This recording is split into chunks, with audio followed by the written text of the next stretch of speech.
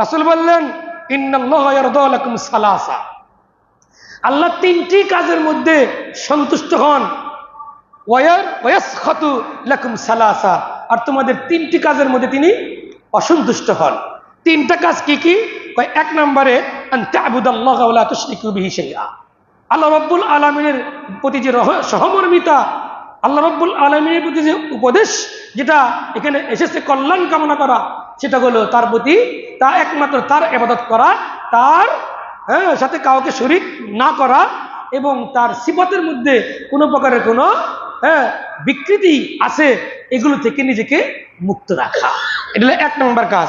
দুই নম্বর, ওয়ান তা'তাসিমু বিহাবলিল্লাহি জামিআ, ঐক্যবদ্ধ জীবনযাপন করা এ ব্যাপারে যে সালাত, সিয়াম, হজ, যাকাত এবং দ্বীনের পথে থাকতে সবাইকে ঐক্যবদ্ধ জীবনযাপন করতে হবে। আর তিন নম্বর কি এর মধ্যে থাকতে হবে? ওয়ালা তাফাররাকু, দলে দলে বিভক্ত হওয়া যাবে না। মানুষ হলো 5 জন, দল হলো 4টে। একটা সমাজে মনে হয় মানুষ হলো 5 জন, 7 জন, 10 জন বা 50 জন, দল হলো 4টা 5টা।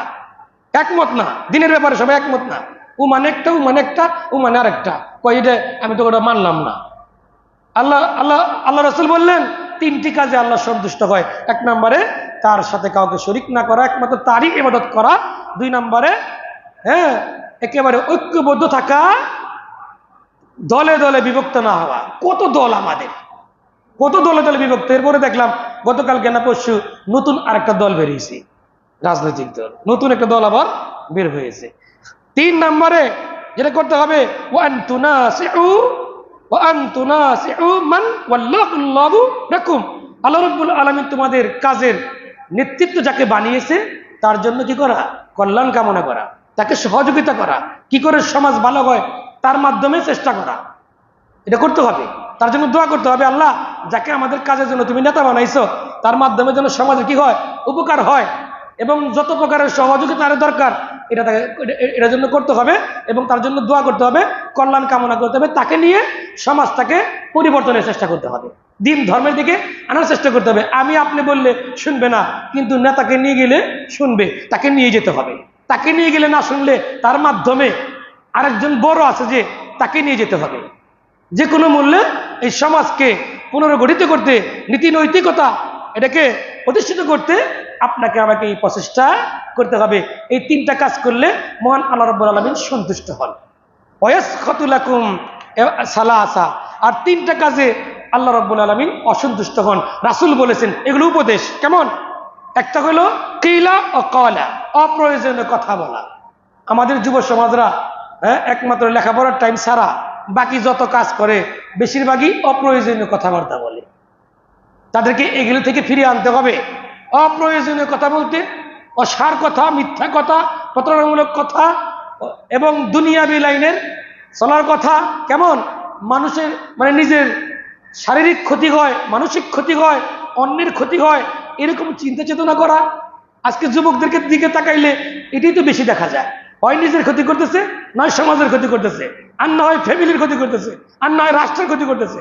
কোনো না কোনো কাজের মধ্যে সে লিপ্ত আছে। অধিকাংশ যুবক আজকে ওই লাইনেই চলছে, কিছু যুবক ছাড়া। এ ভাইয়ের আমার, সুতরাং কিলা ওয়া কালা, অর্থাৎ অনর্থক অপ্রয়োজনীয় কোনো কথা বলা, এটা মহান আল্লাহ অপছন্দ করেন। আর এটা কোনো মুমিন জান্নাতি মানুষের কোনো চরিত্র নয়। ওয়া ইদাআতিল মাল, সম্পদ বিনষ্ট করা আল্লাহর অসন্তুষ্টির কারণ। সম্পদ বিনষ্ট করে মানুষ অনেকভাবে তার টাকা আছে, পয়সা আছে, কেমন? বিভিন্ন রকমের জুয়া খেলার মাধ্যমে, এবং নেশা খাওয়ার মাধ্যমে, এবং বিভিন্ন রকমের অপসংস্কৃতি প্রতিষ্ঠার মাধ্যমে, গান বাদ্যযন্ত্র এগুলোর মধ্যে কি করে? অর্থ ব্যয় করে সম্পদ নষ্ট করে, শরীর নষ্ট করে, ফ্যামিলি নষ্ট করে। এক একটা সন্তান ফ্যামিলির জন্য একটা ভবিষ্যৎ, সে নষ্ট মানে কি? পুরো ফ্যামিলি নষ্ট। এ ভাইরা আমার, এই যুবকরা তো নিজের যে সম্পদ ও নিজেই জানে না, তাকে আমাদের জানাতে হবে, তাকে বোঝাতে হবে, তুমি কিন্তু আমার একমাত্র অবলম্বন, তুমি কিন্তু আমার ভবিষ্যৎ, তুমি আমার নেক্সট প্রজন্ম, তোমাকে নিয়ে কিন্তু আমি বেঁচে আছি, তোমাকে নিয়ে আমি বেঁচে আছি। এগুলো বুঝাতে হবে তাকে। সুতরাং তোমার জীবন যৌবন সব কিছু তোমাকে কি করতে হবে? এগুলো হ্যাঁ হেফাজত করতে হবে। সুতরাং অপ্রয়োজনে তোমার তোমার শরীর বডি, শরীরটা যেমন সম্পদ, হ্যাঁ এরকম টাকা পয়সাও সম্পদ, এরকম এই যে নেতৃত্ব, শিক্ষা দীক্ষা সবই কি সম্পদ, এগুলো তুমি নষ্ট করতে পারো না। কাসরাতুস সুয়াল, অপ্রয়োজনীয় কথা বলা, প্রশ্ন করা, বেশি বেশি প্রশ্ন করা, এটা আল্লাহ রাব্বুল আলামিন পছন্দ করেন না।